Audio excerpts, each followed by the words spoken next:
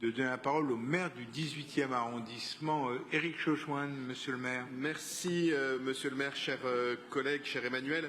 On parlait de l'équilibre de la création de grands parcs. Ça tombe bien, nous allons parler de la ZAC Chapelle-Charbon, qui est une des grandes opérations de renouvellement urbain du nord-est parisien, qui s'inscrit dans cette politique de profonde transformation de ce territoire avec les projets Gare des Mines, Chapelle Internationale, avec le Compostous Condorcet et avec les transformations de la rue et de la porte de la Chapelle.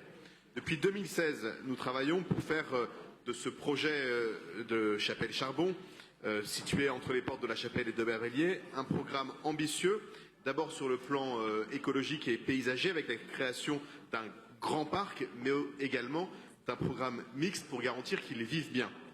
Ce projet comptera donc non seulement ce très grand nouveau parc du nord-est parisien, mais aussi des logements et des logements sociaux, une école et donc des pieds d'immeubles d'activité et de commerce.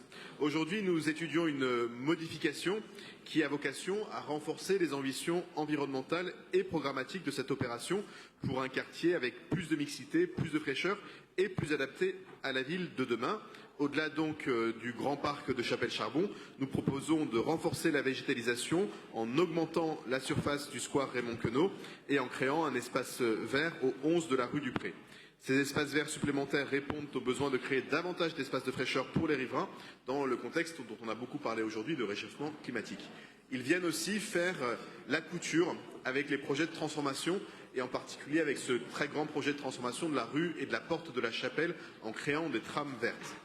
Sur le logement, cette délibération introduit 20% de logements en bail réel solidaire, tout en conservant les 50% de logements sociaux initialement envisagés. La part des logements intermédiaires et libres est donc respectivement ramenée à 14 et à 15%. Le quartier répondra en outre aux enjeux écologiques et climatiques au travers de son bâti. Il est conçu de manière à émettre le moins de CO2 possible.